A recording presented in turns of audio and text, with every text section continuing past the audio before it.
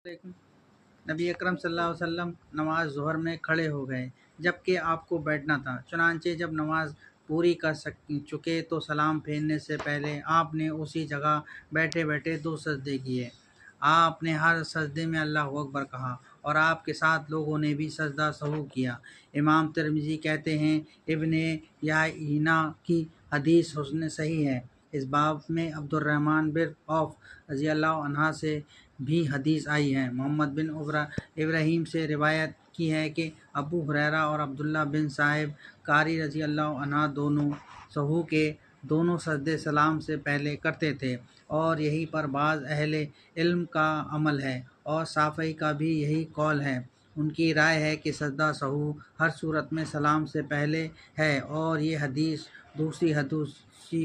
दूसरी हदीसों की नासुख है क्योंकि नबी करीम सल्लल्लाहु अलैहि वसल्लम का अमल आखिर में इसी पर रहा। और अहमद और इसहाक बिन राहुआ ये कहते हैं कि जब आदमी 2 रकत के बाद खड़ा हो जाए तो वह इब्ने याहिसा रज़ी अल्लाह अन्हा की हदीस पर अमल करते हुए सजदे सहू सलाम से पहले करे। अली बिन मदनी कहते हैं कि अब्दुल्ला बिन याहियाना ही अब्दुल्ला बिन मालिक हैं।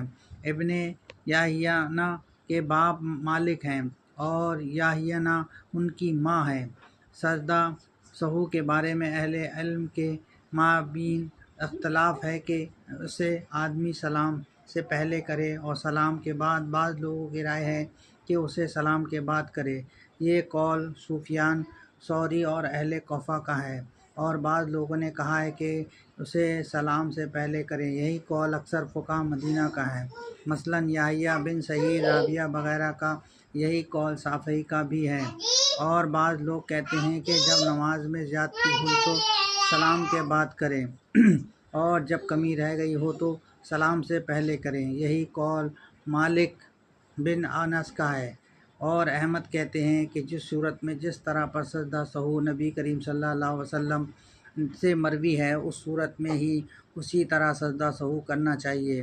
वो कहते हैं कि जब 2 रकात के बाद खड़ा हो जाए तो इब्ने यहिया रज़ी अल्लाह अन्हा के हदीस के मुताबिक सलाम से पहले सजदा करें और जब जोहर 5 रकात पढ़ ले जोहर 5 रकात पढ़ ले तो वो सजदा सहू सलाम के बाद करे। और अगर ज़ुहर और असर में 2 ही रकात में सलाम फेर दे तो ऐसी सूरत में सलाम के बाद सजदा सहू करे। इसी तरह जिस सूरत में जैसे ऐसे रसूल सल्लल्लाहु अलैहि वसल्लम फ़ाल मौजूद है उस पर उसी तरह अमल करें। और सहू की जिस सूरत में रसूल सल्लल्लाहु अलैहि वसल्लम से कोई फ़ाल मरवी ना हो तो उसमें